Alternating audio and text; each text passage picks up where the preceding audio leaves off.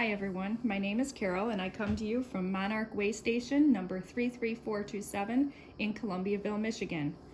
This is my first year for being a registered way station, and I had quite a few friends and family following me on Facebook this year, following my progress of my monarch butterflies.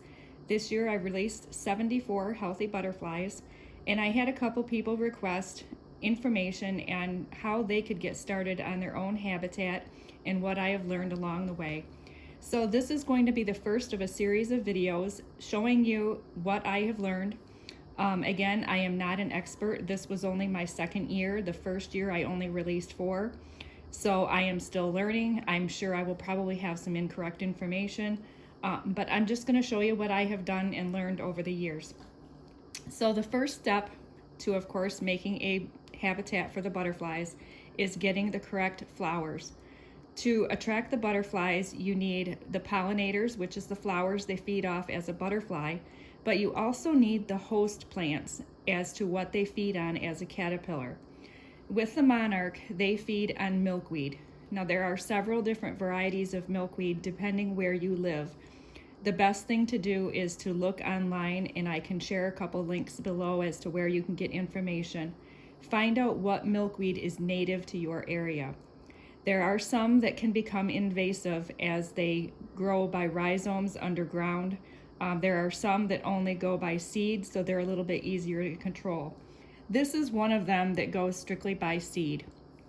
This is the pod, and this is what it looks like when it has dried out. This is off of a swamp milkweed. This is what the seeds look like.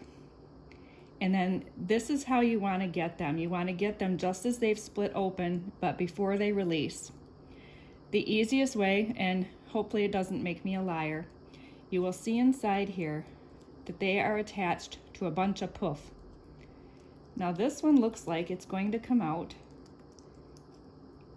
in one strand. So what you want to do is grab them by the fluff end. And then, as you can see, the seeds are just falling off. Just take your hands and go like this, and that has released all the seeds. You do want to be careful not to do this, especially the common milkweed, because they are quite larger, the pods. But this fluff, if you're outside doing this and it's a little breezy, the fluff can go everywhere. So again, the easiest way, grab it by just the fluff end, and just take your fingers, slide down it, and there's all your seeds. Now the seeds do require, I shouldn't say they require, I have actually got some to sprout doing no cold stratification. The best way to get the best results, especially if you're in a cold climate, like I'm in Michigan, take these seeds and just spread them out where you want them to grow in the fall. Just scatter them on the ground. They do not have to be covered by soil, just scatter them.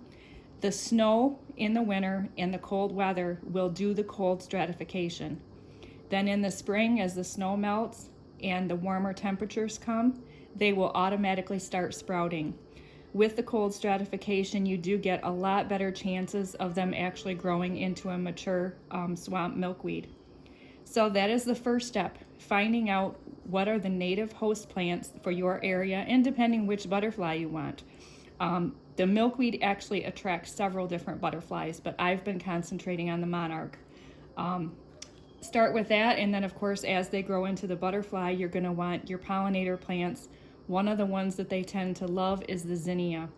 But again, this is the milkweed, and I hope this has been a little bit helpful for you. So if you're out and about, if you're in a public area where they don't mind you, if you see seed pods, just go ahead, you can get them, but again, you do not want to harvest them if this pod is totally green. You do not want to harvest it and remove it from the plant, because you want to make sure those seeds are mature. You want them brown. So the best way to get them is when the pod is brown, and if it has slightly cracked open, you know they're ripe. You can also kind of crack it open and take a peek inside and see if they're ripe, but if these were not brown, they would not be viable seeds. So happy planting!